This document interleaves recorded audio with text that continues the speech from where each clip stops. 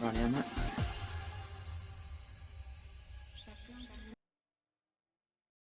I'll give you a good segue into the Ultimate Lap 2.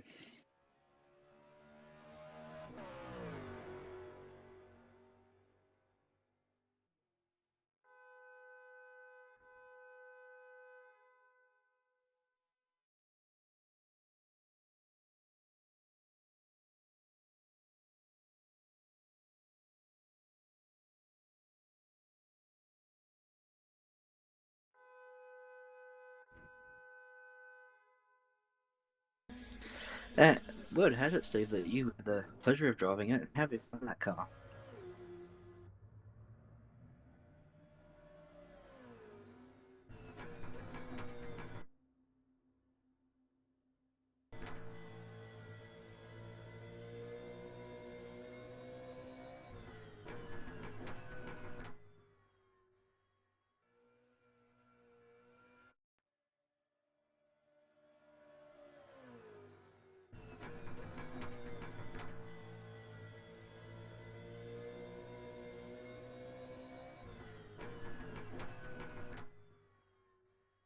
Yes, this is this year. They just seem to be down a little bit on that straight line speed, but in general they seem to be starting to find their feet. Absolutely, yeah. We're just coming down into the first hairpin in fifth gear. She's just hugging the inside of the corners there, braking nice and late, turning into the hairpin. Locked a little bit of the brakes there on the way in, and yep, there she goes. Yeah, look, Philippine is a beautiful track. It's very flowing. It's very European in its style, and a lot of the drivers quite like it just because of its free flowing nature. Yeah, that's one thing with these sort of Generation 2 or Car of the Future V8 Supercars. They handle more like a, should we say, normal race car, especially setup wise as well. So this car is very beautifully balanced, I must say. The mod team have done absolutely amazing work on it. She looks beautiful, she sounds beautiful, and it handles unbelievably. I think I'm knocking about 2 seconds a lap off my best time on every track with it. And I think that comes down to the real life version of this car with the fuel tank being moved further forward. You don't have that tail swinging effect with the fuel sloshing around and that extra weight at the back end of the car. Absolutely, yeah, there she goes. And there we go, that's the lap over with. And we'll pop back to that. So yeah, that was a phenomenal experience to get to drive that car, and I'd like to thank the FVR team, Flash, Devons, Gavin, and the people that I'm going to forget to mention, which is Rude, the guys who look after everything else as well. They're an amazing team. They've done such a good job on this mod, and that will be our 2016 season, which will start at the back end of January. So anybody who's interested in driving, those are the cars you're going to get your hands on, the full set of the new V8 Supercars. And as I can say, first-hand experience, it is amazing. It's phenomenal. Yes, I must admit I'm very eager to get my bum behind the wheel on these cars and just see the difference between the VE version in the pre-car of the future and just what the VF is like as car of the future. Absolutely, it is really good. Troy, if you want to drop down there and let Dan know that they can start the race whenever they're ready to go. We've got our we've had the ultimate feature, and we're good to go.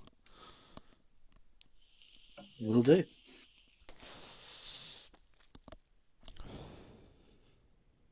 User left your channel.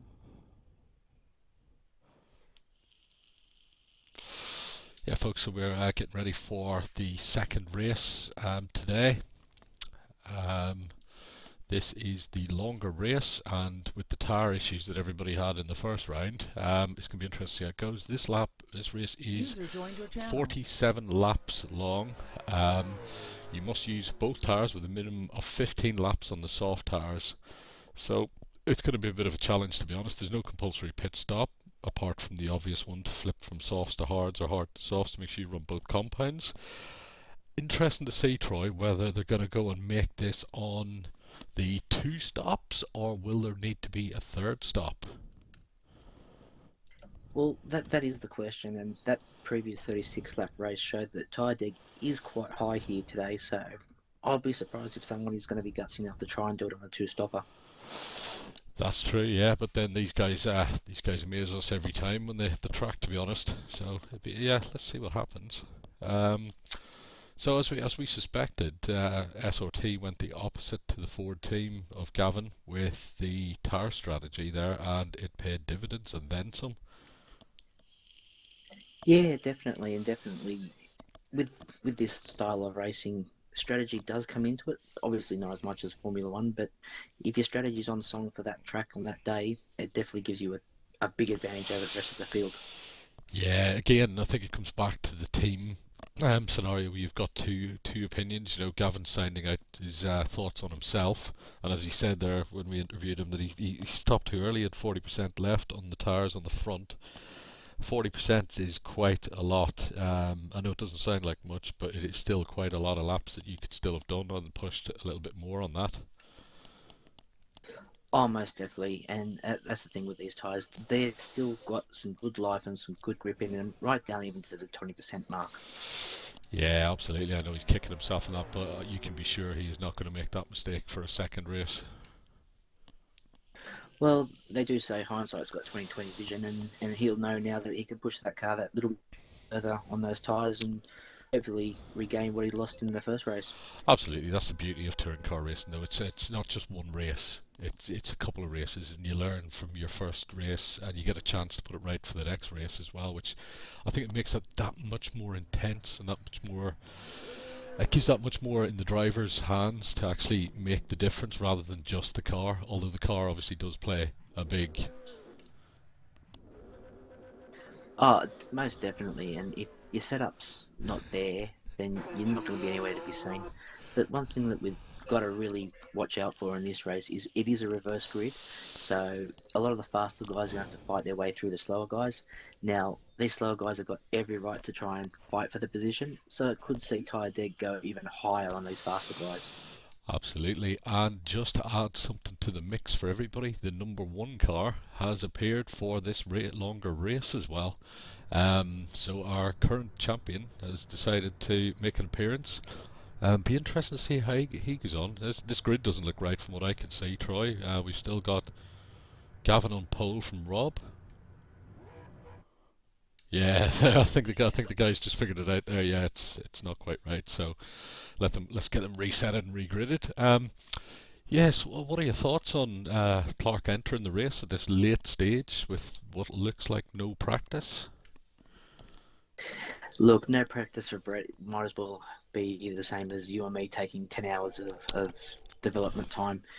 As an ultimate professional, his cars are always dialed in perfectly, and he's just a really, really classy driver. This is true. It'd be interesting to see how much he's going to put it on the line. Is he just going to go for the win? He's had a few wins this year already, and in the sporadic appearances. I remember Simmons Plains in particular. He turned up, wiped the floor with everybody, and disappeared off into the distance. And that's the thing with Brett. He'll come in, he'll spoil the party, and take his bat and ball and go home. The one thing I know, he's definitely going to be feeling inside pressure in the team with having Rob there, who's as quick as he is as well. Let's be interested to see how he deals with that as he's coming through. Look, in a team rivalry, he's always a great motivator. It can get you to step it up. That's that tenth or 2/10 of a second, and it's always healthy within the team to have that rivalry because it brings the team further to the front of the field. Yeah, I mean it is beautiful. Obviously, as SRT team owner myself, it's great for us to have the talent that we have on show all the time. I mean, it makes me feel a bit inadequate sometimes when I hit the track and you've got those three right up there and right on it every single lap. But it is an absolute pleasure to own the team and to have those guys on board. Oh, look, it would be an absolute joy to watch them at their craft, and being the team owner, it must give you great joy to know that you've got some of the top drivers in the field, and they're the dominant team in this league.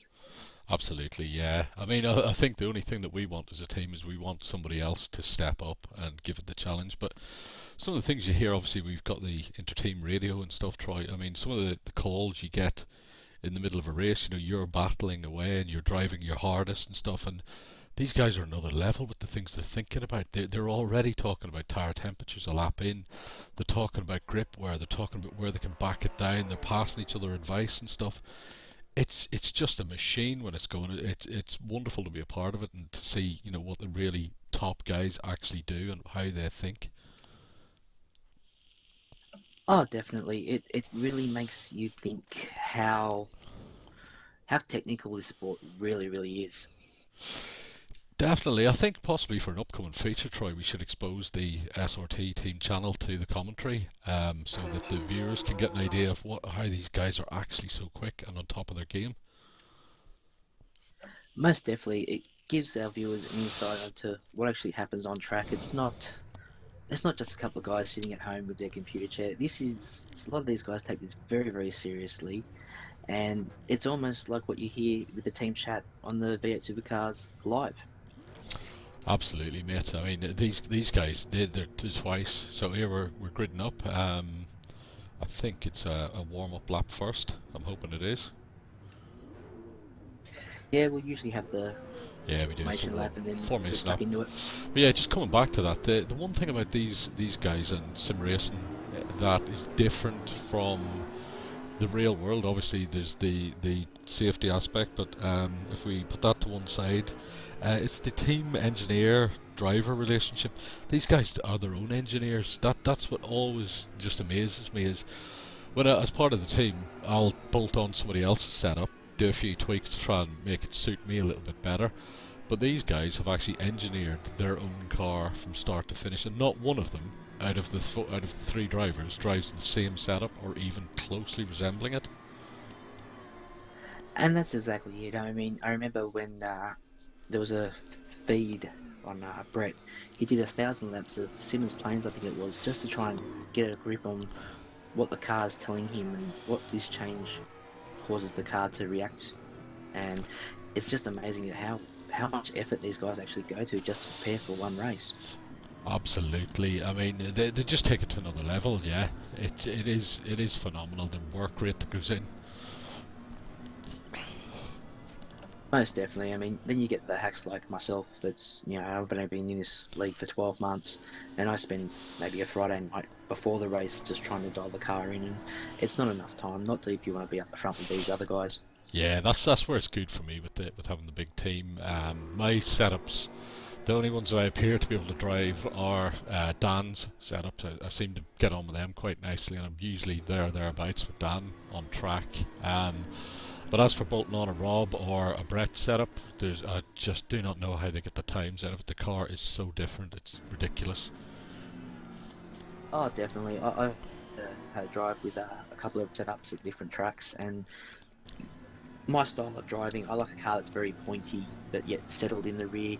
And Brett's, it just seems very lazy in the way it turns in, Yeah. but yet he's got exceptional pace. He lives with understeer, and I've never seen a driver do it before. He needs understeer to make the car quick, and he just seems to be able to turn it in and brake that bit later with all of that understeer and still drag a time out of it. It's phenomenal.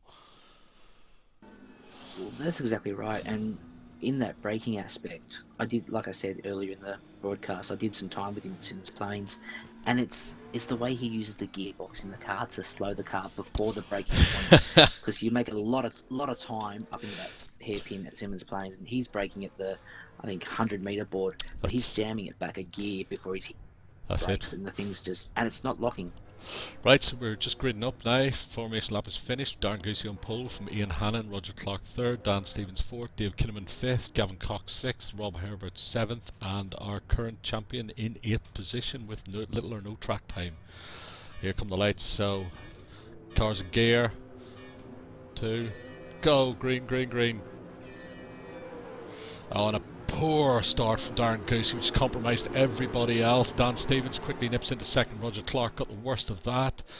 He's already down to last position. Dan Stevens up to second after Ian Hannon. David Kinnaman making a move on Darren Goosey on the inside. Gavin Cox and Rob Herbert side by side into turn 1. And Brett Clark is right up the back of them with nowhere to go. But he's kept in with his teammate. They've all put Gavin Cox back down to the last position. Yes, it's always interesting that first that initial start, especially with the slow guys up the front, it just can be absolute chaos. This is interesting. Rob Herbert is right up the back of Dave Kinnaman coming into the hairpin, and he's down the inside already. He's taking absolutely no prisoners this first lap. Dan Stevens is caught. His teammate is right up the back of him as well, and is trying to make the move on Ian Hannon. He's right up the back of him, nowhere to go. Oh, Ian's breaking a bit early. Dan's been forced to go wide. Rob is up on the back of his teammate. It'll be interesting to see what happens on this one. And the key is here for the faster guys is to clear this slower traffic as quickly as possible. Get out, get into your rhythm, and get your race run. Yeah, the SRT teammates are going at it. They're both trying to overtake Ian Hannon while trying to protect and overtake each other at the same time. And Dan is down the inside. He's taken Ian Hannon and into the lead. Rob has taken a wide exit and shortened the entry and is back up in the... Oh, he's got cut off by Ian on that one. Yeah, like I said, this is what I said earlier in the broadcast. These slower guys up the front, they've got every right to fight for position, and Absolutely. that's what they're doing. Rob's down the inside there. He took a tighter entry into the last turn, and the GRC teammates are also going at it. Brett Clark has still got nowhere to go. He's got a track blocked by two GRC Holdens right in front of him. I know for a fact he will be anxious to get on the back of his two teammates and get right up there. And he's... aggressive move there. Brett rather moves Ian out of the way coming in. He's taking no prisoners. I would say he's looking for a win. And that's the only gear that Brett has, and it's either all or nothing. He's always here to win, and he'll do it cleanly, but his ultimate goal is to win at the end of the day, and he's very good at finishing the race. Absolutely. Rob is sitting just nicely behind Dan. He's putting no pressure on him at the minute. I would imagine that the team are trying to ensure that they get as much points as possible for Dan to get him up in the championship. He's lost a few over the last few rounds. Yeah, Dan's had a couple of disastrous rounds over the last few meetings, and just looking at the first flying lap in the first sector, you've got only a tenth between Dan and Rob, so they're definitely on it. Absolutely. This will give the times now as they're starting onto the start-finish straight in a second. We'll see what the first laps are. Brett appears to have got stuck behind Dave Kinnaman. It's a bit unfortunate for him, but let's see how he can make it round. So here we go. We should be expecting the first lap times now. Dan Stevens across the line in first, followed by Rob Herbert in second. Dave Kinnaman a little bit back, 3 seconds or so back. Oh, phenomenal lap times. Look at that. 1:31.6 for Dan, his fastest lap in the weekend. Rob Herbert 1:31.1. Yeah, exceptional pace there from Rob. He's on the money straight out of the gates there. But Dan, he's definitely not hanging around either, so it could be quite interesting. Yeah, I think they're probably going to play a little bit of a team game here. Let's see if he protects each other. We've switched back now to Clark in the number 1 car, who's, oh my god, he's absolutely murdered the exit of that corner and cleaned Dave out of it. Dave didn't even see that coming. That's how the champion drives, man. That is phenomenal move. That was absolutely amazing. Yeah, look, and that's the thing with Brett. He seems to make the impossible look possible, and that's just one bit of his driving style that it's a joy to watch. Absolutely, I took that as he made a mistake on the entry to that corner, but no, he was just keeping his foot in it. Fair play. He's already pulled out a second already on Dave on this lap from about 3 corners back. And that's the thing, once Brett gets a bit of clear air, it's bye-bye. I think the message has got through to Rob in second that Brett is on the way, because he is now right up the back of Dan in the leading SRT GoPro Holden. And that first sector there from Rob is an absolute scorching first sector, a 29.9, so clearly there's rubber down on the track and he's making good use of it. Absolutely, yeah. I'm just looking at the times. He's faster than Brett still. Let's see what Brett can do with a clear track now. Dan is not hanging around. This is what we were discussing in the last race there. Get a good start, get up, get going, or qualify further up. Obviously he got a phenomenal start with the issue with Darren getting off the line, and once he's out in front, this guy makes it work. Most definitely, and that's the thing with Dan. If he can get himself into a position, he can fight for that lead, and he's hard to pass. He's hard to pass at the best of times, and could make some very interesting racing. He's absolutely hard to pass. I've took him out several times as his teammate. I thought it was on, and it wasn't, because he just doesn't give anything up. And fair play to the guy. That's what you need to do at this level. You need to fight for every inch of road. It doesn't matter who's behind you. Oh, that's most definitely. And I tell you what, I would have liked to have been in the team room that morning afterwards, because who deals with discipline in that situation? Well, I had to give myself a slap after that one. Some profuse apologies and all the rest of it. So yeah, it's embarrassing to say the least. But Dan is one of those awesome guys. He just took it on the chin. Oh, he's ran a bit wide here coming on to the start-finish straight. Rob's gonna have a look. And as I said earlier in the podcast too, that final turn, if you don't get a good drive out of there, it leaves you very vulnerable into turn 1. Yeah, these guys are clearly played the team game there, because Rob's backed off a little bit on that one. So what sort of lap times are we looking at from Mr. Clark? He's done a 1:31.7 best lap. His last lap was 3/10 slower than the two in front, so yeah, he needs to get a move on if he's going to make anything out of this. No, I don't think we need to worry about that. The fact that he's even in the 31s with minimal track time, it just shows the consummate professional this guy is, and just the quality of a driver. Absolutely. From watching this as the team owner, I really wish Rob would back off a little bit. I know he's trying to push Dan on to get the times out of it, but it's heart in the mouth time at this point. Yeah, look, team owner, how I'm feeling right now, Steve. But look, these two, they know each other. They'll race clean, they'll race hard, they'll race fair, and hopefully no one ends up in a sand trap. Or my office. Yes, I think there's been many visits to your office lately. There's been a few bent cars this year already, but I tell you what, you don't hire some of the best guys out there and expect them not to start rubbing each other, do you? Well, that's it. Otherwise, why are they even bothering to race? Because if you're not going to be rubbing, you're not racing. Exactly. I'm actually quite impressed here with how Dan is actually running. He's got Rob all over him, and Rob looks like he's just made a pass for the lead there, actually. Yep, he has. I think Dan pulled it over, let him go. Maybe so, but obviously what Dan's there done is he's switched off the mirrors so he can't see what's behind him and just focus on what's in front, not behind. Absolutely. Well, they're running 1, 2, 3. Half a second back is Dan from Rob Herbert. We've got Brett Clark 5.3 back. Dave Kinnaman 13.7 seconds back. Gavin Cox is 14.2 seconds and catching Dave. Darren has recovered from that earlier issue and is 26.6 back. Ian Hannon 28.5 back. And then we've got Roger Clark, who seems the perennial unlucky guy. He got caught up in that problem on the start, which is no fault of his own, and is down in 8th, 31 seconds behind. Yeah, and look, that's been a really sad thing for Roger over this season. He's just been in the wrong place at the wrong time. I know at Bathurst there was a moment between myself and him. We've both seen the same gap. We've both gone for the same gap, and we both ended up in the wall. Yeah, it's the start at Bathurst, isn't it? It's one of those narrow tracks, and you try to move offline. You very often find there's nowhere to go, but let's see if he can pick himself up. There's a long way to go in this. We're only on lap 5 out of 47.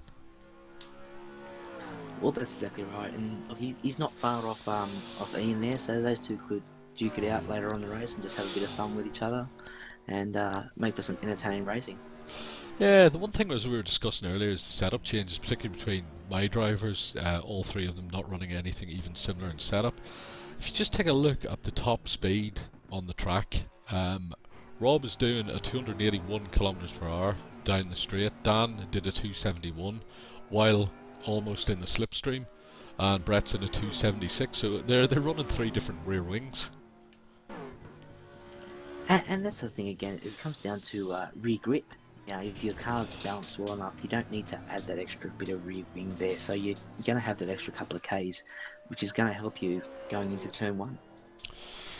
Okay, so let's introduce our viewers to one of our features. Let's see if we can get Brett on the team radio. Troy, you want to see if you can get Brett on the radio for us? Will do.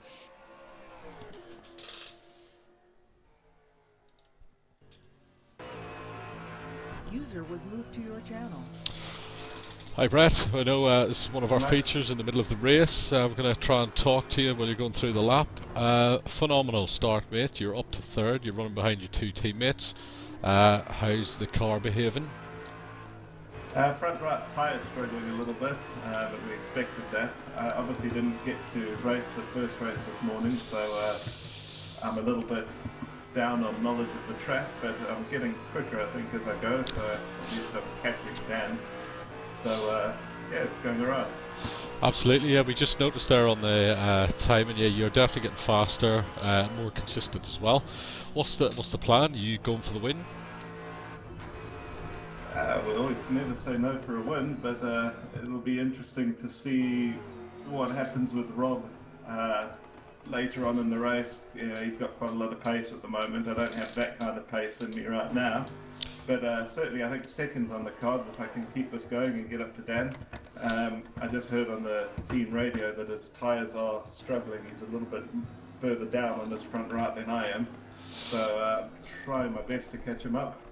Obviously without taking too much out of your own at the same time. Yeah, sliding's the killer. If you slide, you lose so much tyre wear, it's not even funny. Absolutely, yeah. So has there been much chatter on the team radio about tyres? Which tyres have you started on? So I'm on the softs at the moment. I think Rob, Dan and I are all on softs. Fair enough, so it's pretty much the opposite, was it, of the last race? I think they started hard, went soft at the end, so yeah. Okay, yeah. Excellent. Okay, we'll let you get back to it then. Thanks for that, Brett. No worries. User was moved out of your channel. It's phenomenal to be able to talk to them while they're in the track, and thanks to Brett very much for that. It's obviously didn't distract him too much. What do you think about what he was saying there, Troy? It just reaffirms that he is that quality of a driver. He's already on the pace there.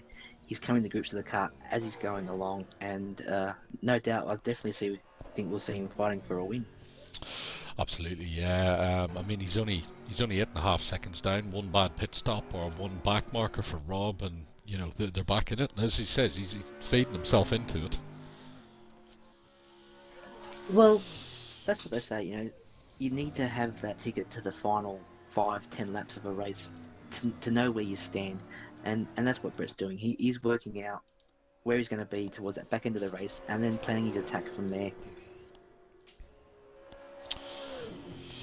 Definitely, and we're just watching Gavin now as he's trying to make some ground on Dave Kinnaman. He's right up the back wing of him, and he looks like he's got him on the inside. No, there's no room to go. It's the long way around if he wants to go there.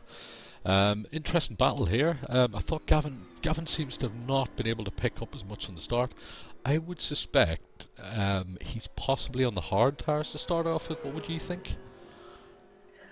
Yeah, look, I think you might be right there, Steve, because looking at his sector splits here so far, his best lap to date is only a 33, so it's definitely not soft tyre pace, so I definitely think he's got to be running the hards to try and make up that ground at the back end of the race when the guys are on the harder tyres. Moves on, down the bottom of Lucky Heights. He's just taken Dave fourth position, so let's see what kind of pace he's got in clear air now. Sorry for cutting you off there, Troy, but I thought we'd get that in. No, you're right there, Steve. You know, it's part of the game, but definitely, I mean, once you get some clear air, and Gavin, he's been the master in clear air, except for obviously in race 1. He should be able to try, hopefully catch up Brett and make a race out of that too for the podium. Excellent. We're just doing the replay here of the move from on board the DeWalt Ford, and he's just had so much more pace on the entry to that corner. He's just tucked it in nice and tight on the apex, and just set sail for the distance. Yeah, look, he's done it under brakes. He's picked his moment early and made the dive, and very clean and very clear, decisive move. Absolutely, and there was no. The thing I like about that move was no suggestion of even a slip on the tyres or anything. It was just a beautifully executed move by somebody who clearly has more pace at that point in time. Definitely, and you can see the attitude on Dave's car too. That rear end just seems a little bit loose and just doesn't seem quite as settled as what you'd like it to be. Yeah, exactly. Again, I wonder what Dave is running. I think for future events, we'll get the drivers to let us know, or the teams to let us know in advance what their strategy is. Obviously, we'll do it under NDA. Hey. Well, that's it, and I think what Dave needs to do here is maybe just stiffen up that rear-ended roll bar just to get that rear end a little bit more compliant. And I think you'll find a couple of tenths there. And just as you say that, he's just got the rear out at the bottom of Lucky Heights again. Yeah, you just called that, mate, as it was just about to happen. Yeah, I think he needs to find that button for the rear-ended roll bar, stiffen her up a little bit. Oh, and he's off. He's off. Oh no. Oh, and he's got her back on. He was heading for the wall on the exit. Do you know what, Troy? That would suggest to me that those tyres are done. Only on lap 10.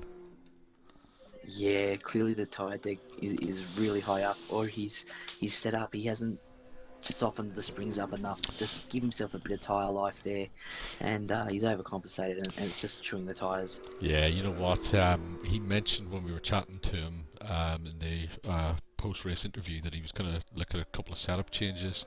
I wonder if he's taken a swing at it and it's gone the wrong way, because that rear looks like it is not connected to the track in the way it was in the first race. No, it's definitely not. It's definitely wanting to tell its own story and not be compliant with the front of the car. I think it's maybe more in the roll bar settings that he's got there that he's changed a bit in the wrong direction, and the car just does not look happy. Okay, so let's do our through the field again. It's lap 10 out of 47. We have Rob Herbert in the lead. Rob took the lead some laps ago from his teammate. He's now 10 seconds to the good up the road. Doesn't look like he's pushing it. His best lap's a 1:31.1, which was done I think on the second or third lap, and he's running comfortably in the 1:32.0s at the minute. Once again, Troy, phenomenal pace, phenomenal drive. Rob is the ultimate professional when it comes to planning your race and just setting your own pace, not overdriving the car, leaving enough in reserve to actually have something to fight off someone at the end of the race. In saying that, we've actually had Brett Clark move up to second place, so has Dan had a moment somewhere or something? Let's see, we've just missed that. Yes, Dan Stevens is off track. Here we are on the replay. He's coming up into the top of Lucky Heights. He turns in. The car's running wide, gets back on the power. The front tyres are gone on this car, Troy. And he's turning into the hairpin. He just turns it in and she runs clean off the track. Oh, that is unlucky. Look, yeah. That could come back to the battle with his teammate there, and he could have just overdriven that car a little bit, overheated the tyres, especially if he's running the high tyre to start with. They don't like being pushed. They take a long time to come back to life if you overheat them. Absolutely. He's now 16 seconds down on the lead. So to be fair to Dan there, he did the right thing. He realised the car was going to go, and he just let it roll rather than try and stamp on the brakes or try and correct it too much, because he'd have been in a bigger hole by then. So unlucky Dan. Let's see if we can get back up on the wheel. Possibly an earlier pit stop coming in the way of the GoPro holding. I think an early pit stop's definitely going to be the call, because there'll probably be a mark on those tyres and he'll be feeling it. Absolutely, let's monitor his pace. So back to through the field, we're in second position. We have got the double V8 Supercars champion and a V8 Utes champion as well. He's got 3 of the titles so far in the last 2 seasons. He's now 12 seconds behind. He was 15 seconds behind Rob about a lap or 2 ago. So as the pace is coming back to Brett. Yeah, it definitely is, but looking at that last lap around, Rob did pull out 32.6 and Brett had a moment or something, because he's coming out 35.0. Brett had had Dan in front of him. Obviously, being a teammate, he's backed it right down when he spotted Dan going wide, and waited to see what was going to happen before they run into each other or anything, in case Dan's entry was uncontrolled. But it's not too bad. I'm sure he's going to try and get this time back. Yes, definitely, and just through Sector 1, Rob's got 0.3 on thereabouts on Brett, just in Sector 1. But in saying that, the gap's down to 10 seconds now, 11 seconds. It's gone back up again. I think just there in a sector or two, 13.8. 13. Well, yeah, it's come back down 13.5 now. So switching to the 33 GoPro SRT holding Commodore, Dan Stevens now in third position. Did lead the race for a few laps at the start.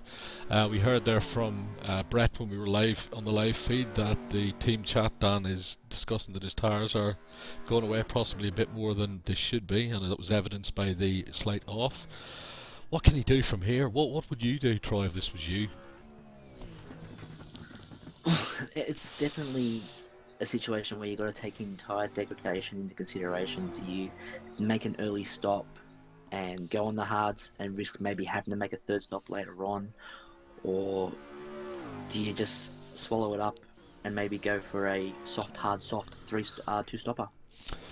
Yeah, see, if this was me, assuming they started on the hards, which we obviously can't make too many assumptions, but if they did start on the hards, I would have planned this as a three-stop race myself, because I think the time you're going to lose over that extra 11 laps from the first race would be benefited by having that third stop. You know, you would equal out at the very least. Definitely, because a lot of the guys were saying just how bad those hards were towards the end of that race, so I think the extra 11 laps would see the soft tyre survive, only just, but give you good pace at the same time. Yeah, so I would say if this was me, and this was my strategy, I would be aiming for a lap 15 first stop, and then look at possibly switching to a further 2 stops or 1 stop depending on the grip level from there. I'd say especially if it's Dan and the condition of his tyres right now, that would be in my head. Speaking of conditions of tyres, we might want to check out the conditions of Rob's tyres, because he's just cracked out a 39 as opposed to Brett's 35, so he's had a moment somewhere there and might have knocked the tyre. He's been off. Let's see the replay. Yes, going into turn 1, cross the start-finish straight, heading for the right hand, stabs the brake before the 50-metre board, mate. 50-metre board. Unbelievable, and then just ran horribly wide. Yeah, he's just outbraked himself. I don't know if he's just trying to put in a couple of quick laps before he comes in for his stop, or what it was, just a moment lapse of concentration. That took forever to get back on, that did. And that's the thing, because it is such a long term, it's going to take you a long time to get the car back into the groove. Yeah, and the number 1 car is down to 10 seconds behind now. Let's see where we go from here, but I would think lap 15 we'll start seeing some action. So let's move to 4th position, one of our star drivers of the season, 2nd in the championship, 3rd was it in the last race, or 2nd? 2nd I believe in the last race, Gavin Cox. He's some 32 seconds behind. I think he's on the alternate strategy to the SRT trio. Oh, definitely. His lap times are nowhere near them, but he's down in the middle of the field. We've got Brett Clark off the track. The exact same accident almost that Dan had. No, he's got down the bottom of Lucky Heights. He's coming into the first left-hander before the start-finish straight. And that's late call for the pits. Late call for the pits there by the number 1 car. So he's in the pits. That's actually what the marker was telling us. Okay, so it's interesting to see there as the team chatted and decided that he'll take the early stop first, or because usually your lead car would get priority. Yeah, I think with Brett running as the 3rd car and not in the championship, they've probably taken the opportunity to throw him in. Dan has also pitted at the same time, same lap. The GoPro 33 is now out as well. Dan's lost a little bit of time in the pits compared to Brett's stop there as well, but that late entry by Clark, that was phenomenal on board. He really left it as late as possible, used up as much of those tyres on the way in, and gained a few seconds there on the 33 car. Well, that's exactly right, and there's time to be made up in the pits just with your entry alone. It's bizarre there, but I think I should get the award of the day there for the commentary. Troy, I called lap 15. Lap 15, they both piled in. Nostradamus strikes again.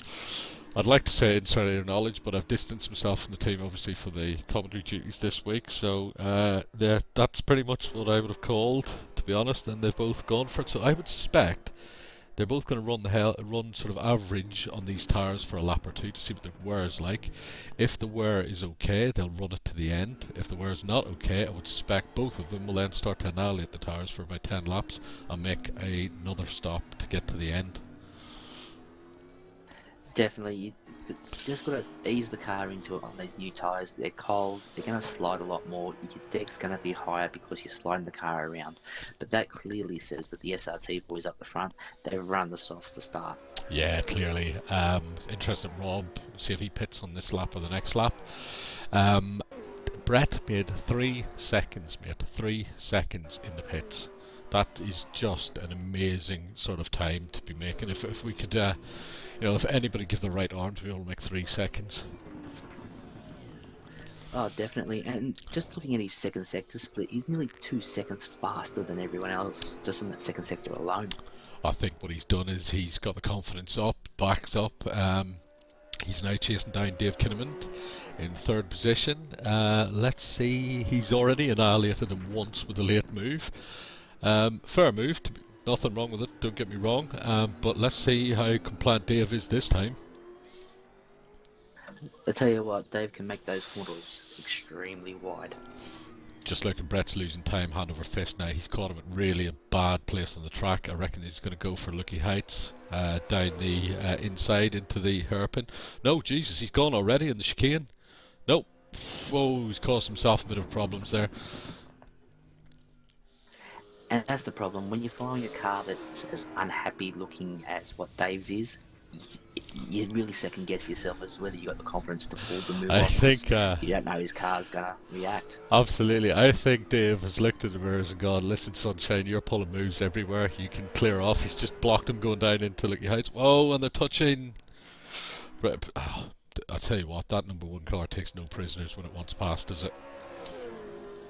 I've been in front of Brett a few times, and yeah, when he's deciding it's time to pass, get out of the way, or there's no stopping him.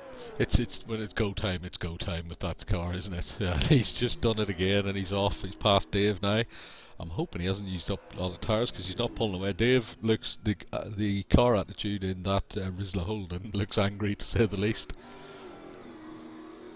Yeah, it definitely does, and it seems to have settled down a little bit more as the race has gone on. So maybe his pressures were a bit out to start with, but he definitely seems to have got that rear a bit more settled. So lap 17 out of 47, and the leading SRT Monster Holden is now heading for the pits. Let's just watch this pit stop through. Rob is definitely not as aggressive as Brett on the entry there. Now that could be what makes or break Rob's race. It could come down to that 2 or 3 tenths of a second that you didn't get on that entry into pit lane. Yeah, it'll be interesting to see. Brett's lap with the pit stop was a 2:07, so we'll get Rob's as soon as he pulls off now in a second. Yeah, it'll be interesting, and I think transition here for a stop and lane is about 35 seconds. Yeah, he's sitting a long time, and there he goes. We're getting off, and on the exit, Gavin Cox gone for the lead now. Rob is out. There was a 10-second gap beforehand. Let's see what we get. A 2:09 Rob got, so Brett made 2 seconds on Rob as well on that pit stop, but I suspect he lost it behind Dave in that little exchange. Yeah, he's definitely lost some time through there, and it's an unfortunate thing there for Gavin. He still hasn't made his stop yet, but because we assume he's going onto the soft tyres, it could put him in a very strong position for the back end of this race. That's what we're discussing. So he's got 5 seconds over Rob at the minute. I suspect he will go probably 2 laps longer, at the very least, if he's on the hards, depending on the wear rate, and if Rob is going to actually go for the 3 stop. But it's going to be interesting to see how the strategy plays out now. Well, exactly right, and I think we're at lap 18 now. We're still not at the halfway point. You really want, if you're going with the hards, you really want to get them to probably lap 30 before you want to be changing over to your softs, just so you got enough life left in that tyre back into the race. So, interesting fact of the day: Clark in the number 1 car is about 5 seconds behind Rob, which is half of what he was behind before the pit stop. Yeah, he's pulled out a cracking first sector there. Rob's pulled out a 33.1 and Brett's coming with a 30.9, so he's right on the pace. And even there, he's another 10th second. Oh, and we've got another spin for Dan, I think. Just coming up over the top, looking heights is on the replay now. And he goes to pass Dave down the inside. Oh, and he's touched the grass. Oh no, Dan, that is unlucky. That's and that is the unfortunate thing here. I mean, you just got to be that 1 millimeter too wide, touch that grass, and the car's going right round on you. I have a feeling, and it's not putting the onus on anybody in particular, but I have a feeling that Dave protected his position and crowded Dan a little bit, which forced him to touch the grass. Obviously, we didn't see both cars on that one, so if I'm wrong, I apologise, but that's what it would look like from initial sort of viewing. Yeah, I just caught another glimpse of it just then, and you can see there might have been a slight movement from Dave, or that just may have squeezed a little bit of room out, and Dan's gone to make the avoidance, but yeah, it's hard to say. Yeah, absolutely, yeah.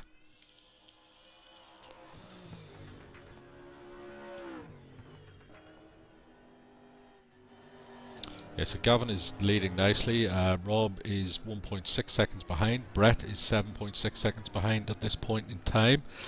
Interested to see if Rob gets held up by Gavin. I would expect Gavin to fight hammer and nail to keep this position and to cost Rob a bit of time. I'd be interested to see what the number one car does when it gets here. Oh, most definitely. But looking at the sector splits, Rob is just in a class of his own. He's nearly a second faster through the first and second sector. Absolutely. So lap 20 in the books, so 47 at the minute. Gavin Cox leading from Rob Herbert. Rob, who's made his first stop. Gavin yet to stop. Gavin's protecting the inside. Rob is trying everything here with the superior grip of that car. Gavin's gone to defend straight away. Let's see Rob do. Yes, he's holding the defensive line into the hairpin. Let's see if Rob tries to go around the outside. Oh, he's looking. Yep, and he's down the inside. And that's the thing with that section of track. You've got to pick your spot early and make a decision to go for it. Otherwise, you're not going to make the pass. Absolutely right, mate. But I'll tell you what, Steve, we are getting some cracking racing here tonight in this second reverse grid race, and guys are really putting on a good show. Absolutely, I think we've had another spin for Roger Clark in the number 6 Ford Falcon. Just coming down into the hairpin, we're on board with him now. He just takes the apex there, rides the curb on the brakes. Oh, you can hear the car chattering in the back there just as he's locked up. I think he's got the downshift and the braking just slightly wrong. He spun off in front of the leaders, which is obviously give them a bit of a fright. Most definitely, either that or his bias is not quite right, and he's got a little bit too rearward. But that just, again, it just reiterates the thing about Roger. He's got so much raw talent. If he can just get himself into a rhythm and not try to overdrive the car, he's going to make for some brilliant driving and some brilliant results. Yeah, one of the owners of Racing Leagues, as you know, came back there a few weeks ago, Bruce Duncan, and I was trying to explain to Bruce, who's been out of the cockpit for a while, you know, some of the quirks and the handling characteristics with these cars, and one of the particular things that he struggled with was the downshift under braking, which just evidenced there by what Roger did as well, was if you're downshifting at just slightly the wrong point, the car starts chattering at the back and it actually forces you on rather than slowing you down, and you're off. And that's definitely right. And again, that's more about your rear bias setting as well. I found that when I was having that kind of problem, I just move the brake bias a little bit further forward, which gives you a little bit less brake pressure on the rear, and the rears don't lock as easy as well. Absolutely, and we've got a little bit of a spin for Darren there. He's just let Dan through previously and run off at the bottom of Lucky Heights for some reason. It's a bit unfortunate there. He was having a nice race earlier on. He was up in sixth position, I believe, which he seems to have gone back a little bit now, so it's a bit unfortunate for him. Yeah, unfortunately, you know, Darren, he's just one of those guys. He's there week in, week out, and he'll give you the best of what he's got, and he's just out to have fun. And I tell you what, he definitely, at the end of each race, you can tell he's had fun. Absolutely, the guy's a professional as well. Tries his best, gives it everything when he can. Some tracks they're good for him. Some tracks, like the rest of us, are not so good. So this is obviously one of the not so good tracks. He's a bit unlucky. Well, it's exactly right. As the real life drivers too, we've all got our favourite tracks. We've all got a track that we just seem to connect with, and the setup just seems to all flow nicely. And by the looks of it, seems to be that Darren and Roger just haven't quite got the grip of Phillip Island just yet. Yeah, we're just on board there with Roger, who's had another off. Darren's got through. It looks to me like it's time to make a pit stop there for Roger. I know he's already made one, but it might be worth getting out there, getting some fresh tyres, and get some track time in. I definitely think so. With the amount of spins that Roger's had, those tyres they'll be overheated. Their percentage will be right down, and he's just not going to do himself any favours by staying out on those tyres any longer than he absolutely desperately has to. No, you're right there, mate. You're right. And then we switch back to the lead battle, and Gavin, who still hasn't made a pit stop, now has the number one car up affixed to his rear wing. Both forwards, obviously, and they're both going for it. It's clearly evidence now that Gavin is on the hard tyres and is going to run a very short stint at the end. And I would imagine his strategy is based around the SRT cars making 3 stops, which I would say is a good possibility at this stage. It's only lap 23 or 47. If they're running soft hards and hoping to get to the end, I don't think they've got a prayer, to be honest, and keep any sort of pace. No, because you can see that in the times that Rob's pointing out now on that lap, he's not nursing the car. He's definitely going in. I mean, when you're doing a 30.8 through the first sector, you're not taking it easy on the car. Yeah, for me it's interesting that both Gavin, who's in second and only 8 seconds, you've got to remember, only 8 seconds behind the lead, and Dave Kinnaman in fourth, who's 30 seconds back, both of them haven't stopped. So I would imagine they're going to go as long as they can on these hards until they think they're losing too much, and they will be awesomely quick on the softs to the end. Well, that's what they've got to realise, is they've got to know where their cut-off point is, and is it a second a lap, is it 2 seconds a lap? You don't want to leave yourself too much time to make up at the back end of the race. Yeah, absolutely, mate. And I'm just watching here as Brett is going for it, and judging by the way Brett is not able to get past that DeWalt Ford in front, I would say the tyres are starting to already go on that number one car, and 23 out of 47 laps, they're stopping again, mate, from the looks of it. Definitely. I mean, he's been on those tyres now for 8 laps, and if he's on the softs now, But he's run off. they've definitely seen the Yeah, he's actually run wide there in the slipstream of the DeWalt Ford. This is going to be interesting. I know Rob isn't pushing too much in front. I mean, what was his last lap? We're looking at 1:33.1. He's still going quick enough. Rob might be trying to stretch it, but I don't think Brett is going to make it on this. No, with that off there, that's going to put a mark on those tyres and take a fair chunk of life out of them. So I dare say you now will see Brett on a 3-stop strategy and maybe go for a second set of softs. Alright then, shall we see if we can get a live feed from the number one car?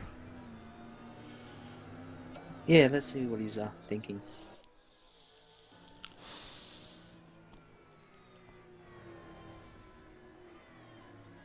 User was moved to your channel. Hi Brett, welcome to the live feed again. Just seeing you run off there a little bit behind Gavin. Obviously, you on the softs now or the hards? Hards. You planning on going to the end? No, I'm going to pit on about lap 35, I think. Excellent. Yeah, that's what we were thinking here in the commentary. We were suspected that was a nice drift down there, by the way. We suspected that you were going to run soft hard and possibly run some softs fast to the end. Yeah. Good stuff. Yeah, that's the plan. Obviously, I'm trying to get past Gavin, but I think his tyres must be shot, but he seems to know exactly where to park the car. Yeah, exactly. We've just been watching that. He's on the apex when you need to be there. He's slightly wider on the entry than he needs, or tighter on the entry than he normally would be. But yeah, he's on lap 25, and he's obviously on hard tyres because there's no way the softs would have made it that far. And he's yet to stop, so you're thereabouts, mate, for at least second anyway. And Rob's only 12 seconds up the road, so it's still game on here. Yeah, absolutely. I mean, Rob's obviously been off a couple of times from what I've heard on the team radio, so... Yeah, he had a huge off. Well, it wasn't a huge off, but it cost him a lot of time into turn 1, just after turn 1, into the 2-3 complex over the hill, which cost him a bit of time. So, excellent. Thanks for talking to us, mate. We'll let you get on with it. We'll see you've caught back up. So, thanks for that. Cheers. User was moved out of your channel. So there you go, Steve. That just gives us confirmation that he's going to take two-stopper. As we suspected, mate. So there's a replay here of Dan taking Dave, I think, for 4th position. Yeah, Dave's ran off. This is the point where I think Dave and Gavin probably need to switch tyres because they are losing significant time now at this point. Well, that's it. When you're starting to fall back into the grips of other cars, you really know that the tyres have seen their best and you're doing nothing to help yourself. You're only hurting your own race for that back end. Absolutely, yeah. We're just watching Ian Hannon making another pit entry there. And yeah, Brett's right back up the back of the DeWalt Ford now, so let's have at it, boys. So yeah, it makes some very interesting racing, and as I said, he's making that one very wide Falcon. I'm just watching this. He is right up it like a rat up a drain pipe on the entry to those corners as well, and he is not giving up. You can watch the number 1 car's brake lights flashing on and off as he tries to second guess where Gavin's going to brake, yet try and run it wide as possible. And that's the thing now. Gavin, he's got inside Brett's head, and Brett's second guessing if his braking points. Is it too early? Is it too late? Oh my! And that's unsettling the car. Massive thing. Rob Herbert is out. Out. We've lost Rob. He is out. Oh, Rob is no. out.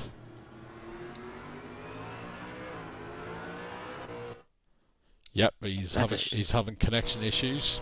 Yep. That's a shame. It's a real shame. He was having another cracking race. I'm just watching it on the feed. The car is appearing and disappearing from the track. He's going to lose this race. What normally happens is he will just drop completely. Yep, I would say it. He's gone. Yep, there he is. We've confirmed it on the timing monitors too. So now Brett Clark moves into first. Clark moves into first. Gavin Cox makes the break for the pits. Interested to see what happens from here. We've got Dan Stevens in second in a few corners when he comes back across the start-finish straight. Gavin will drop to third, but he's come out with soft tyres with 20 laps to go. Is that right? 20 laps? You're not going to make 20 laps on soft, are you? I really don't think he can. I think he's taking a really big gamble, and I don't think it's going to pay off for him. I really don't. Not at all. This is a mistake. Well, I don't think it's a mistake. I think it's a punt, and they're going to see how they can get on with it. Yeah, look, realistically, I think you need to go probably another 4 laps, and maybe put a maximum of maybe 17 laps on those softs. But look, if he can do it, all luck to him, and get 20 laps out of those softs, because we were seeing a lot of guys early struggle to get 15 out of them, so it'll be interesting. Yeah, exactly. So we're back to an SRT 1-2, which is completely different from the previous 1-2. We've got Dan Stevens. Dan is out of tyres as well, mate. He's just running wide on a few corners here. He's 25 seconds down on Brett. Gavin's 45 seconds down, which is a free pit stop for the number 1 car from what I can gather. But what number did Brett say? 35 he was running to? Yeah, he was coming in on 35 to do an 11 lap sprint to the end there on the softs. You know what, I cannot wait to see that 11 lap sprint, because that is going to be the foot to the board. Well, that's it. He's using these 35 laps prior to just get a groove, get a feel for the car, maybe tweak the roll bars here and there, maybe even change the incoming tyre pressures, and then those last 11 laps, you're going to see some scorching times from him. Yeah, it'd be interesting to see if Gavin has got the lead by that stage, and Dan Stevens is making for the pits at this lap 28 out of 47. 19 laps to run on the softs. Again, these guys are going to have to take it very easy. Well, you can see in his sector times he's really hurt those tyres. I mean, a 39 in that second sector. The softs, I really don't see them lasting any more than probably 15, 16 laps. And Dan's punished himself slightly by running them for 19 laps, Yeah. would you say? Well, I think I think what has actually done it was the move on Dave Kinnaman down at the bottom of Lucky Heights there, where he had that spin. I reckon that a spin normally takes about 20% off at the very least, and he was on the tarmac the whole time with that spin, so it's even more abrasive. So that sort of ruined his strategy. So he's going to have to be careful how he goes from here. He's really going to have to nurse those tyres if he wants any chance to get it to the finish line, because realistically, you don't want to make the first stop. 2 stops is the most you want to make. We've got a carbon copy of Rob's issue earlier in the race where he spun with Brett Clark in the number 1 car. She just turns in at the top of that hill bit after his turn 3, the hill, and it didn't turn and it spun, so he's lost about 10-11 seconds from the looks of it. That is going to hamper his eventual strategy.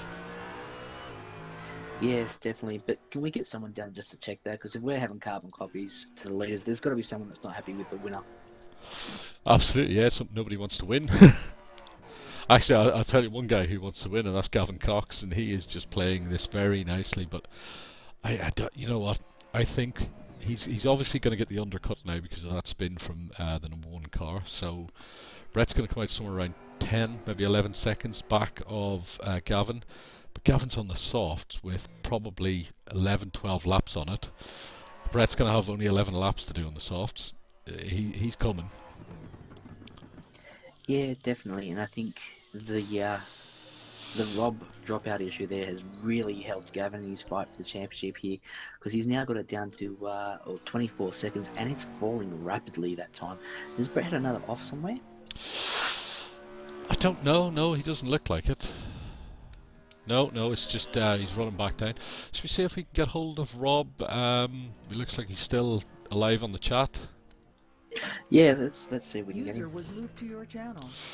Hey Rob, have you got us? Yep. Another disconnect, clearly. Well, leading handsomely. That's a bit unfortunate. Yeah. I think It's cruising. Yes, we noticed. I think you don't mind joining us for a bit of commentary for a bit of expert insight. Yeah, oh, no problem. Cool. You still got a view of the race? Just watching through Twitch. Good stuff. Yeah, you've got a slight delay on from the live feed, but we'll try and talk you through it. So, we were sort of second guessing at strategy there for SRT. We figured you were going to actually probably do the two stops, do a long first one, come in with the second set of tyres. If you were able to make them last, then that would be the last stop. If not, you were going to go for another stop. Would that be about right? Correct, yeah. So I was going to do... so I managed to eke out 18 laps on the softs at the start and got a real good... We pulled away quite nicely. And then plan was, which was happening, was to then jump on the controls and do the controls up till about lap 40, because I'd actually wouldn't have enough fuel to finish anyway, and then do 7 quick laps on the softs to finish. Fair enough. Yeah, fuel's something we didn't even figure into our equations. That's how good we are. So yeah. Excellent. What is the fuel burn around here, Rob? On the highest settings, on level 1, it's about 3.3 litres per lap. On the lowest, level 4, it's at about 2.7. Yeah, so it is relatively high. Yeah. Yeah, there's a lot of coasting and stuff going on there as well. You know, a lot of coasting into these long corners. There's a serious amount of tyre saving going on, that's for sure. Good stuff. So we've just been looking at the last stops that people made. Dan's had to make a stop, which is probably a lot earlier than he wanted to. He made a move on Dave, which didn't work out. He ended up spinning, so obviously that's compromised his strategy. But he's going to have to go 21 laps on the softs. I don't think that's possible. Do you? I certainly wouldn't try it. I sort of lucked in a little bit and had a few options in that first stint and just eked out 18 laps, and that was probably cruising the last 6 laps maybe, and I came in with about 4%, I think it was, so 21 laps at a decent pace would be pretty darn hard. Yeah, I think Gavin's compromised himself as well. He obviously went hards first and has gone as long as is actually possible, but he's still going to end up with a plus 20 lap stint on the softs. And again, I think he's going to be having to make another stop. Yeah, I think they both went for that kind of very different strategy. And I mean, me and Dan at the beginning pulled out quite a big lead and basically ended up having a free pit stop for myself. And when I came out and caught back up to Gavin again, I kind of thought maybe that wasn't going to work for them as well as they hoped, I guess. But yeah, it's good to see different strategies, though. At least not everyone's doing the same thing, which is quite nice. Yeah, it's given us a bit of a headache here in the booth trying to figure out who's doing what. So it's good for the viewers there as well. So those first few laps, obviously Dan got a blinder of a start. You got right up as well, and you were running 1-2. Were you just sort of keeping formation, or were you actually looking for a way around? He was keeping a pretty good pace at the start, but he was using up his tyres a lot quicker than I was, so we were chatting away. It's just making sure he wasn't holding me up too much, which he eventually was, but he was using, I think by the time I passed him, he'd used about 25% more tyre right front, so he had used a lot of tyres staying ahead of me, so he let me past. And that's how I was able to pull away from him. But I wasn't going to do anything silly. I certainly didn't want to throw it up the inside or anything. We had quite a good lead. There was no need to do anything crazy. Yeah, absolutely. It was something we were discussing earlier, was the different strategies between the three drivers, between yourself, Dan and Brett, obviously. It's evidenced on the top speed charts where you were running, I think, a 282 maximum speed. Dan's only ran a 275 maximum, and Brett's in the middle of both of you. I think I don't have a huge amount of rear wing, but also I might be braking a bit later into turn 1 potentially, so just getting that little nip of extra top speed. But there's really nothing in it between these cars, and even when you're right in the tow, like those few laps where I was right in behind Dan, you really don't get a tow off these cars at all, so it's all about your own momentum. Yeah, that's what we noticed down the straight there. Troy was commentating on it, that there was even though you were slipstreaming, you still weren't getting anywhere close enough to make the move. No. And this track, there really isn't many places to move other than that place. I don't know if you saw where I overtook Gav into the hairpin. There really isn't many places other than those two. Well, actually, really that one right-hander. The second one's a bit harder because you're kind of going up over the hill, and the hard left and right, it's a bit harder to do. So there's really only one place, to be honest, unless you want to be crazy brave and try something down into turn 1. Absolutely, yeah. We noticed that our number 1 car was taking some unorthodox moves on the first few laps and was passing people where we had no idea you could actually pass, to be fair. But he's on a bit of a mission at the minute. Is he? What's the gap between first and second at the moment? 36 second gap, which he's sort of holding steady at the minute. We had him on the radio earlier, and he's planning on a lap 35 second stop, and he's going to run 11 laps hard on the softs at the end. Oh, yeah. That'll work fine, because he's basically got 36 seconds is basically a whole pit stop, and his pit stop at the end will be quite short. So, and he'll have fresh tyres. So I don't really see any reason why he can't wrap this one up. Excellent. Yeah, Troy, what's your take? Well, looking at the lap times here right now, you can see that the last lap between Brett and Gavin, there was only 2 tenths between them. So, and as Rob said, he's pretty much got a free pit stop. So, if Gavin's going to try for that one stopper, it could give him a slight crack of the door. But I don't think he's going to have the tyres to go on with it. No, I think to be honest, the second and third, and possibly the fourth car are going to have to make an extra stop as well. They're trying to run plus 20 laps in softs. It's not going to work, is it?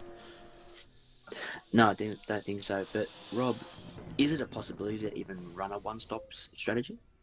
Oh, I wouldn't even consider it. To be honest, I think the time you would lose, looking after your tyres and running sort of lap times a couple of seconds, 2 or 3 seconds off the pace, is I don't think it's worth it. As you could see in that first stint, with me and Dan disappeared off up the road, and then I end up having more or less a pit stop in the bag. I just think the pace you have to go at is just too slow to be able to keep your tyres in shape to make it work. So Rob, you're very close to wrapping up the title, and in fact I think if you'd have won this one and Gavin was further down than second, you would have possibly been wrapped it up this weekend. What's your thoughts? What's your thoughts going into the final round? It's going to take some beating to get round you, obviously, or some disconnects. Touch wood, that doesn't happen. Yeah. Well, the last track I've never raced before, but it is a street track, I think it is. It's the Homebush Sydney track, which will be quite cool. So I'm looking forward to it. I did do pretty well on street tracks. I was doing pretty well at Gold Coast until I had a disconnect as well. So that was really good. But I just consolidate. I'm not really looking for the wins. I'm just trying to keep the points. It's been a very long season, so kind of just want to wrap it up now, to be honest. Yeah, to be fair, it has been a huge season, and I wouldn't say there's many tracks that you're not very good at, to be honest, is there? Well, this one actually, funny enough, Phillip Island's probably my least favourite track. The results actually, well, other than the disconnect, sort of maybe wouldn't say that, but it's one of my least favourite tracks. It's just just a big car to get around these long corners, and tyre management is just huge, which, on other tracks, tyre management isn't anywhere near as vital. Other tracks, often all your tyre management is down to not locking up, because a lock-up can do a lot of damage, whereas here I don't think you really have much trouble with lock-ups. You just have trouble with trying to keep the weight off the front tyres. Absolutely. So leading into 2016, it's a whole new world, new manufacturers, new tracks, a new way of driving. You excited? I am, yeah. I haven't really looked at or played or had a go in or anything with the new cars, so it's all nice and fresh. And I mean, obviously this mod's been around for a wee while, so it's great to have a big refresh now, especially with the 4 different models. Keeps it is 4 different models, isn't it? Yeah, it's five. Five. It's 5. Oh, there you go. Yeah. I'm probably forgetting one of them. Yeah. But and also, yeah, with the new physics and things, it's going to be really quite cool. I think it's a nice big refresh for everybody and a chance for everyone to start at square one again. Absolutely, yeah. The pleasure taking the Ultima out around this track, which we recorded for a preview earlier. Yeah, completely different car, very nice to drive, very good on the limit as well. I was saying to Troy there earlier, I think I'm about 2 seconds a lap quicker in that car than these cars on average, which is nice. Okay. So I'm sort of hoping you guys stay about the same pace. Now I've caught 2 seconds, I'll be happy with that. But no, knowing you guys, you'll find 5 seconds. Yeah, I think that's how it works. Yeah. Oh, and just coming out of the pits there, Brett's made his final pit stop, and he's almost got taken out by Gavin coming down the main straight. So he's actually dropped behind Gavin on that one. Oh, and he's on his fresh tyres. He's on his fresh tyres, but I think they've had a bit of a frightener there. That was very, very close. Oh dear. Yeah, we just got you can see there in his second sector, he's pulled out 37, so he's had a bit of a moment there on the second sector and lost a little bit of time, so that could have been the reason why you've seen Gavin actually get the pass. Yes, we're just coming down the pit straight on board with Gavin, and there's the number 1 car emerges from the left. That was very, very close. And that's the thing, that merge out of there, because it is such a high speed and the car coming out of the pits is at such low speed, it's very dangerous. Absolutely. It's bizarre. Last season, or the season before, I think it was myself and Gavin came together on the pit exit in exactly the same manner. I came out and he just wiped me out. But it's one of those things, there's nothing you can do about it. You don't see the car exiting pits until you're right on top of it, and when you're in the car exiting pits, you don't see the other one until you're right on top of it as well. Yeah, it's horrible. It's a total blind spot on your right hand side coming out of the pits. You just got to be really vocal and just trust that the guy coming down the straight is giving at least a car width. Yeah, because to be honest, you're exiting straight onto the racing line because there's nowhere else to go, is there? Yeah, there's a wall right at the end of the big curb. Yeah, other than stopping, which you're not going to do, you don't really have any options. Yeah, so I guess it's going to be on any second now. So we're 1.7 seconds back with Brett from Gavin. Gavin is now caught up behind Dave, who's actually just let him through, to be fair on that one. But these two are going to get stuck in a second. Well, for my sake, I I'll hope that Brett gets through, helps take some points off Gavin for me. Well, that's definitely what you need to be happening. But Yeah. his outlap is pretty impressive. He's on a 135 for his outlap, so he's really on it. Absolutely, I don't think there's a time when he's never on it. Sometimes to his own detriment, to be honest. And just in that first sector split alone, he's already a second quicker than Gavin, so it's really only a matter of time before that car's in the rearview mirrors.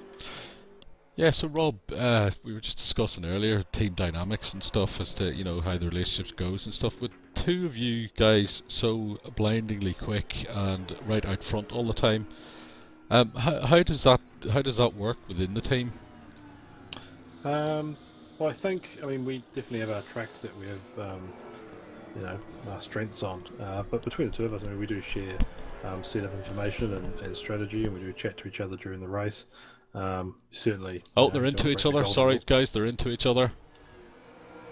Sorry to cut you off there, Rob. They've got into each other on the entry to the start-finish straight there, but they've backed out of it and they're safe at the minute. Oh no! Did they hit each other? They did, yeah. You should see it in a second. This is one criticism, and I know Brett will watch his commentary back later, and he will kick off at me being the team owner and stuff. But it's one criticism I always have him. Sometimes he needs that little ounce of patience, just to back off and think about it. He seems to be always on, if you know what I mean. Look, I've just seen it there, and look, Gavin could have given him a little bit more room. Brett could have maybe been a little bit more patient with it. It's a 50-50 blame, but either way, they just got to be a little bit more patient, and they'll get the move done. Well, I think this is one of the things we were discussing earlier. We're not trying to blow smoke up your ass, Rob, but you seem to always know exactly what's happening or what's going to happen 2 moves ahead. Every time you're making a move or looking at the back of something. Whereas Brett is just so aggressive, and there's nothing wrong with that, but he's just so aggressive sometimes. And Gavin is one of those people that you don't get rubbing up too well. He just does not take it well at all. No, not at all. I mean, it's like when I was chasing him, I had potentially a few options, but that's why I waited till I had a good idea. I race in real life, and raced for a very long time since I was about 12 years old. So fairly used to doing it. Obviously, online's a little bit different, but you spend a few laps, follow the guy around, see where he's weak. And I just picked with Gavin. He was a bit weak under the brakes into that tight right-hander and could throw it up the inside. And I know he's a good enough guy that he's not going to do anything too stupid either. But yeah, you just got to pick your moments. Putting your nose down the inside of turn 1 or the last turn or something like that, unless he's made a mistake, is probably a bit ambitious. Ambitious, yeah. Yeah, exactly. Yeah, that's. You can see that. You can really see that. I mean, Gavin's really on the defensive now. He's put the car right down the middle of the track, and Brett's just trying to have a look around and see where he's got a spot. So it's really technical driving here. It's great to watch. I think I know what's happened here is it's clicked in Brett's head that Gavin is not planning on stopping again. I think that's definitely the case, and Gavin's gone into defensive mode because he's not planning on stopping, but in saying that, he's ran a bit wide there in the turn, and it's given Brett a slight look, so it's going to be interesting to see what happens in these last few laps. Yeah, speaking of that, just looking at Brett's attitude in the last lap or so, he looks like he's actually taking the back off and see what he's actually doing first, and then going to have another go at it. Maybe. It definitely looks like he's evaluating the situation, and he's taking a bit of Rob's advice. Maybe he's had to listen to the broadcast, and he's just sitting back and having a look at where he can pick his moment and actually make an attack. Yeah, those Fords got a TV on the dash as well, have they? No, they're pretty heavy, so they must have something else in them. Absolutely, yeah. Yeah, well, they're both 2 Fords, 1 2, obviously. It's a bit unusual for this. It's normally the Holdens out front. Considering it's yourself driving it. Here we go again. You can't mess with the general. Yeah, here we go again. I think Rob's got Nah, Brett. I'll spit the words out and we'll all build a house. Rob, he's making a move again. Yeah, I tell you what, Gavin's done an exceptional job to make those tyres last this long. He's really driven that car nicely and smooth. Definitely, he's selling Brett a bit of a dummy as well. I think Brett's using up a bit more of these tyres than he needs to at this point in time. He should really just back it off. If he's not going to pit, I reckon in 2 laps' time that car of Gavin's will be undrivable. You know what, I reckon you're right. I reckon give him 2-3 laps tops, and those tyres will be completely shot, and he'll be a sitting duck. Absolutely, yeah. It's going to get interesting. And Dave, who's made his second stop, he's a lap down, obviously, but he's sticking with the 2 leaders. Oh, you can see that, and you can see just in the attitude that Gavin's got now, the way he's parking the car right in the middle of the track, he's really on the defensive, so I don't think those tyres have got much left in them. Just jumping on board with Dan in 3rd position here, see how that car's behaving with the same sort of tyre strategy. He's ran very long on this second set of softs. Yeah, I think Dan was forced into his hand a lot earlier than the rest of the guys because of those couple of offs, so it'll be interesting to see how that car is behaving. Yeah, so Rob, just if we ride on board here, what sort of state are these tyres in, do you reckon, just from the onboard input?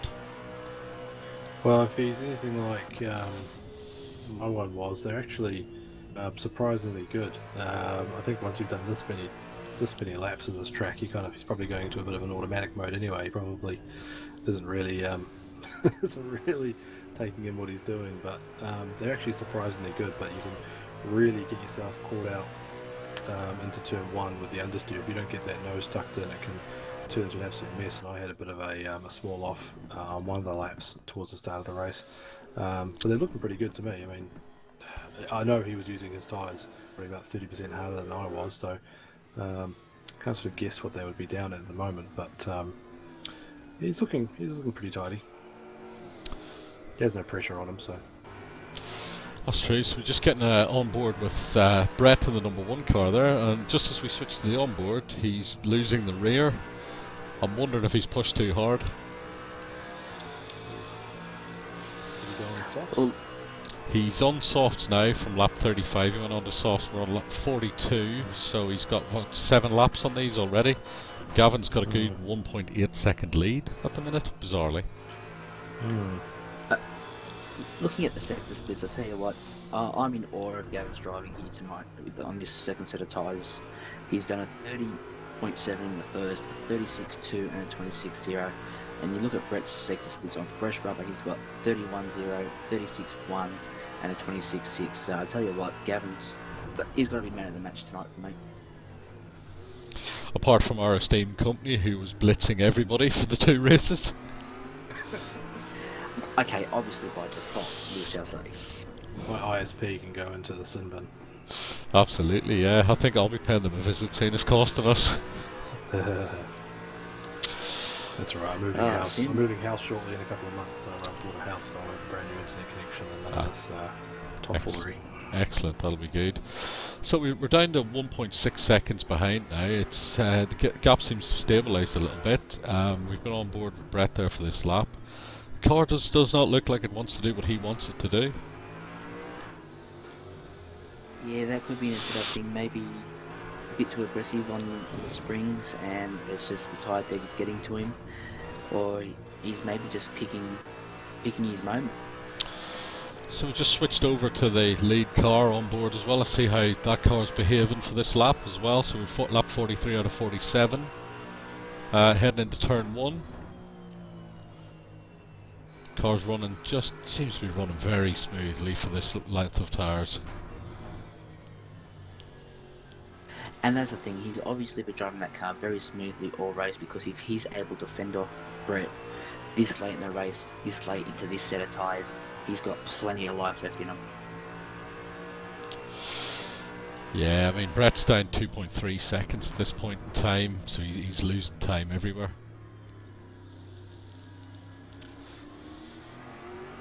You've really got to hand it to Gavin. He's done an exceptional drive with his strategy this race, and well, there you go, Rob. That just shows you, mate. You can do it on one stop. Can indeed. Well, you know what? They're not home yet. Last time we said something was about to happen, it happened about 3 corners later. I'll tell you what, but you've got to give him credit. You've got to give him credit to even get it to this point in the race on one stop. It just shows that the guy is class. Absolutely, yeah. He's making the strategy work for him. I wouldn't have given him a hope in hell of it working for him earlier in the race, but it's so far so good. We're about to hit lap 44 out of 47, so we're nearly there. Oh, definitely. And looking at those sectors, he's still quicker than Brett in the first 2 sectors. It is amazing. It really is. Yeah, and if we switch back to the 33 GoPro Holden, Dan is running a similar sort of strategy long on the softs, and he seems to be able to make it work as well, which is good. So maybe there's more grip in the track, the more rubber that's gone down. Yeah, I'd say you're absolutely right. I was actually finding the softs to last better than the hards, I reckon, because I think Brett's had a bit of a half spin. Yeah, here we go, just live on the replay. Yeah, he's turning. It's the same corner he had a problem with a few laps ago, coming up the hill there. It just runs out wide on him, and she just spun around. Actually, and he nearly got taken out by Dave as well. Dave Kinnaman there in the Rizla Holden, almost caught it. Yeah, that should be that one over, to be honest.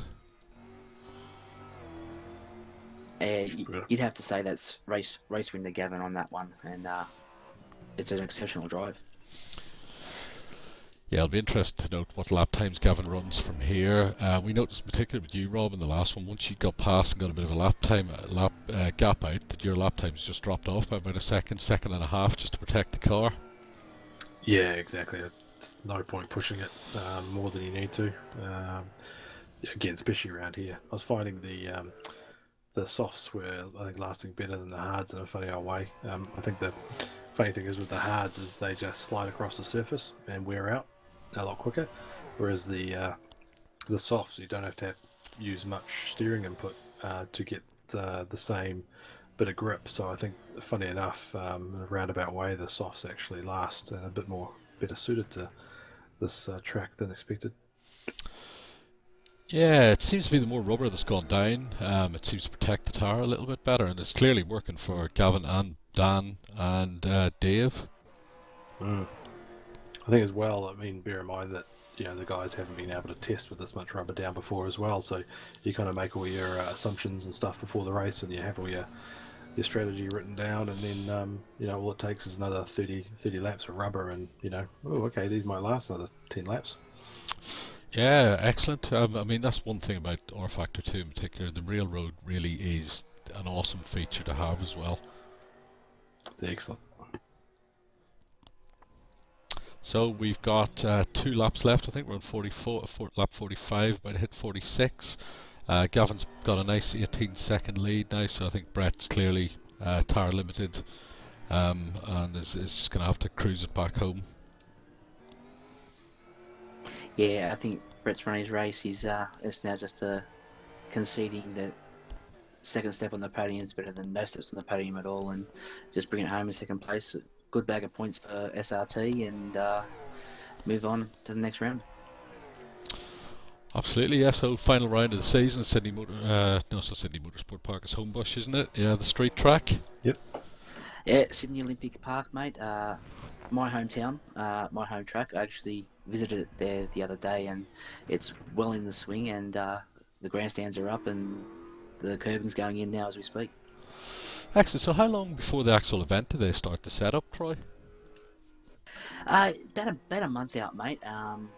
Myself personally, I work for Coates Hire, so we'll actually going in on the Thursday night to do our side of it. But track setup usually starts about a month out. Jeez, that's phenomenal amount of time away. Obviously, I've never been to Sydney, but is it sort of outside of the city, or is it going to affect the day-to-day operation in the city? Look, it's sort of just off the main area. It's sort of its own little vicinity, but it's only about 20 minutes from Sydney itself, if that. Oh yeah, so it's not too bad then, yeah. No, it's a brilliant place to have a street circuit in its city the size of Sydney, and surprisingly, it works very, very well. Oh, and we've got, I think Brett's gone for another pit stop, has he? I think he's had another spin. Yeah. He's had enough because he's had a 41-second first sector, so I don't know if Brett's just lost the plot or the car's gone completely away from him. I think I know what's happening. They're going to swap position at the Brett and Dan. Yeah. No, bit of strategy.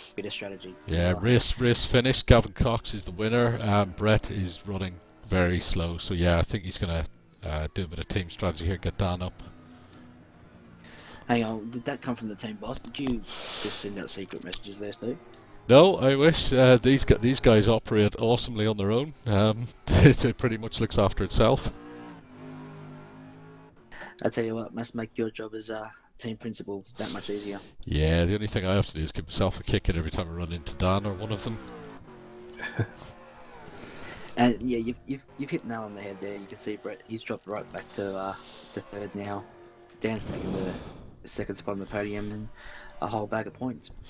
Excellent, that's some good work there. Those guys did well. I cannot believe that final tyre stint they ran. That was phenomenal. I tell you what, I can't wait to get Gavin in here and just have a chat to him about those tyres and just see where he was at with them. Excellent. Thanks, Rob, for joining us. We'll drop you back down and we'll pull in the top three. Cool. Thanks very much, User Rob. was It's moved out of your channel. Right then, let's get Gavin down. Troy, you go for the interview. User was moved to your yeah, channel. mate, I'm good. Gavin, mate, where do we start? That was one hell of a stint there on that second set of tyres. Yeah, Troy. Yeah, mate, it was a bit of a risk. I had to back it down early in the first stint and just go for fuel economy and try and stretch it out as long as I could, so I could come home on the softs on just one stop. So, hang on, you brought it home on the soft tyres? Yeah, mate, come home with 21 laps on the soft tyres. That's incredible because we had Rob come in with us into the box and he was saying that 17 laps on the softs was an absolute push, but you pushed them for 21 laps, mate. That's an incredible drive. Yeah, Gav. Cheers, thanks, mate. Yeah, Gav, congratulations on that, Gav. Sorry there for jumping in. I just had to step out for a second.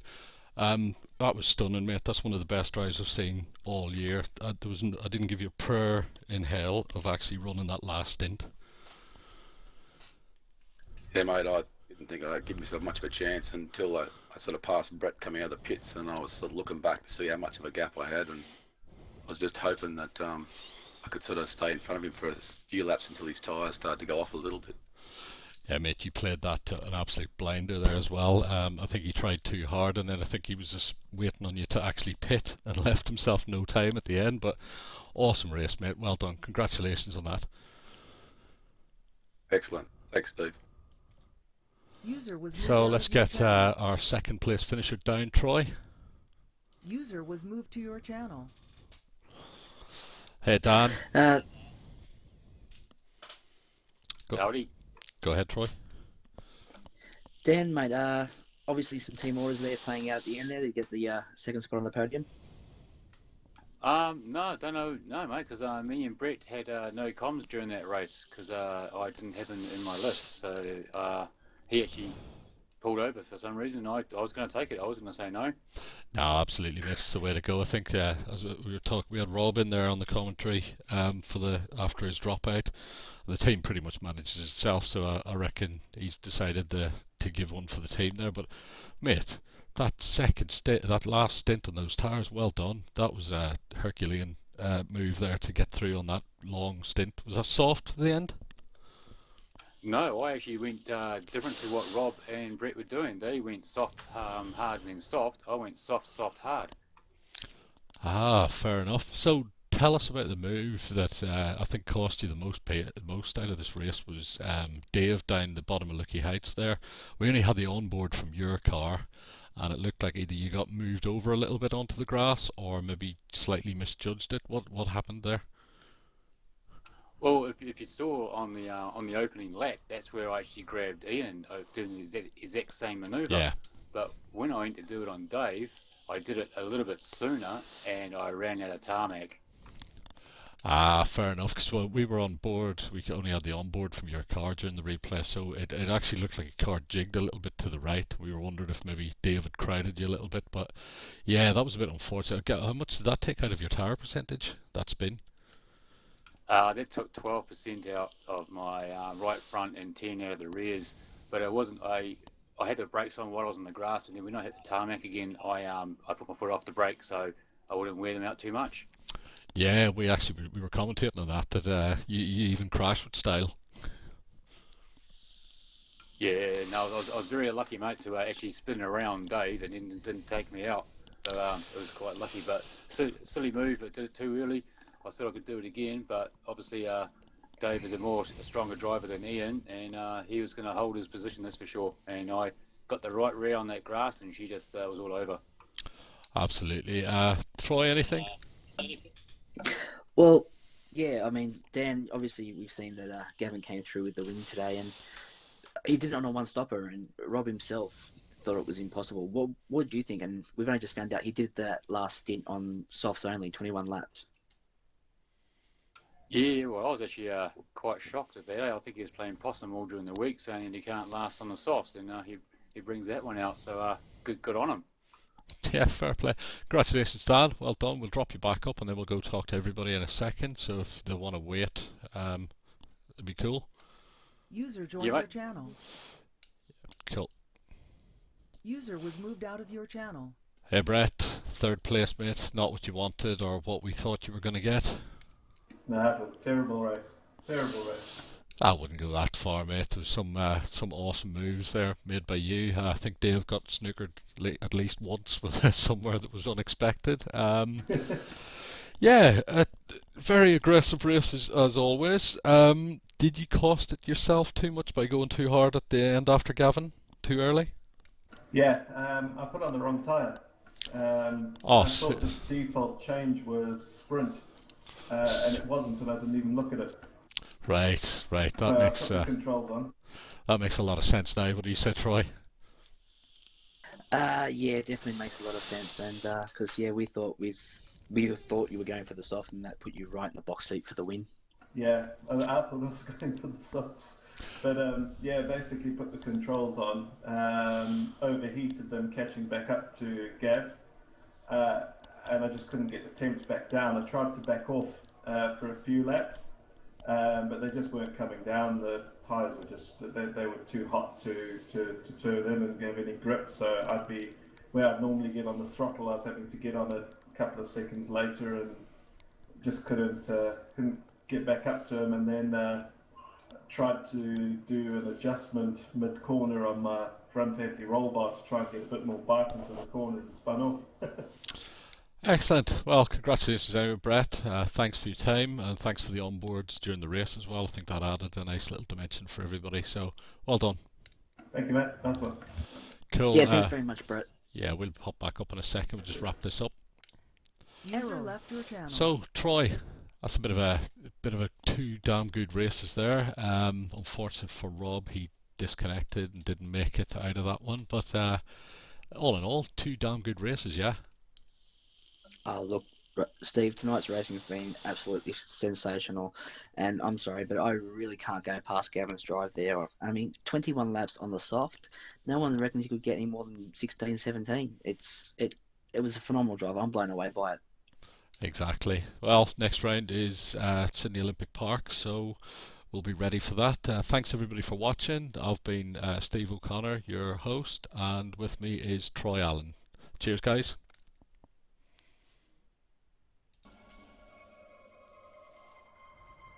Channel switched. Yep. User was moved to your channel.